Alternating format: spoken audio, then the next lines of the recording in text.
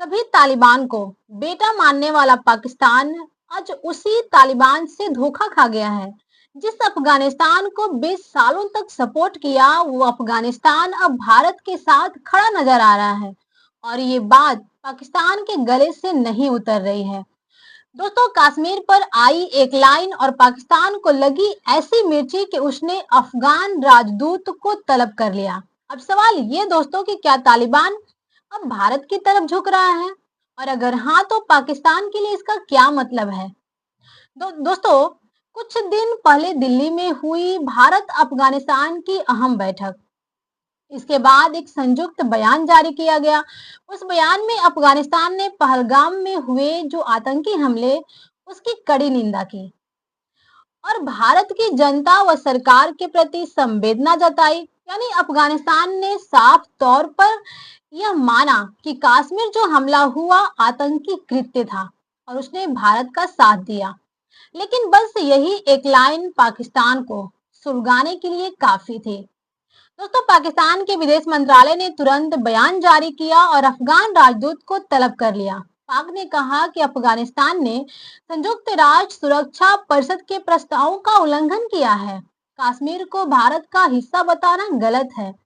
यानी पाकिस्तान का पूरा गुस्सा इस बात पर है कि अफगानिस्तान ने भारत के रुख का समर्थन क्यों किया। पर असली कहानी इससे कहीं ज्यादा गहरी है। पाकिस्तान हमेशा से ये मानता आया है कि अफगानिस्तान उसकी स्ट्रेटेजिक डेप्थ है। जब भी भारत से तनाव बढ़े, पाक अफगानिस्तान की जमीन को इस्तेमाल कर सके, यही उसकी पुरानी नीति रही है। पर आज जो हालात हैं वो बदल चुके हैं। तालिबान के नेता अब भारत से संपर्क बढ़ाने में लगे हुए हैं, क्योंकि उन्हें भी समझ आ गया है कि भारत ही वो ताकत है जो अफगानिस्तान की इकोनॉमिक लाइफ लाइन बन सकता है। भारत ने कभी तालिबान को दुश्मन नहीं कहा, बल्कि हमेशा अफगान जनता का समर्थन किया है। और अब तालिबान भी वह समझ गया है कि पाकिस्तान के भरोसे उसका देश फिर से खड़ा नहीं हो सकता। अफगान विदेश मंत्री आमिर खान मुत्ताकी इस समय भारत की यात्रा पर हैं। दिल्ली में उन्होंने न सिर्फ आर्थिक सहयोग पर चर्चा की, बल्कि क्षेत्रीय स्थिरता और आतंकवाद से निपटने पर भी भारत का साथ दिया। ये पहली बार है दोस्तों जब तालिबान शासन के किसी वरिष्ठ प्रतिनिधि ने भारत में बैठकर कश्मीर पर भारत समर्थक बयान दिया है। यानी अब तालिबान का रुख जो है धीरे धीरे पाकिस्तान से हटकर भारत की ओर मुड़ रहा है। पाकिस्तान अब दो मोर्चों पर घिर चुका है। एक तरफ तालिबान समर्थित टीटीपी उसके सैनिकों पर हमला कर रही है और दूसरी तरफ तालिबान का काबुल सरकार जो है भारत के साथ रिश्ते मजबूत कर रहे हैं।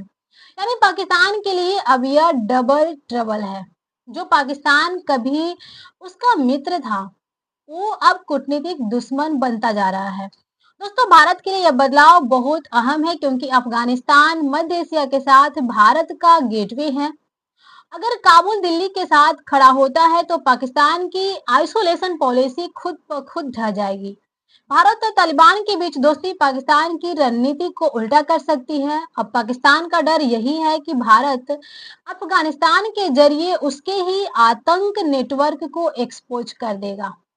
आज की दुनिया में कोई भी देश अस्थायी दोस्त या दुश्मन नहीं रखता है, सिर्फ हित ही सब कुछ तय करते हैं। तालिबान को भारत में आर्थिक मदद, दवाइयां, इंफ्रास्ट्रक्चर और शिक्षा के रास्ते दिखाई पड़ रहे हैं, जबकि पाकिस्तान खुद आईएमएफ से कर्ज मांगने में डूबा हुआ है।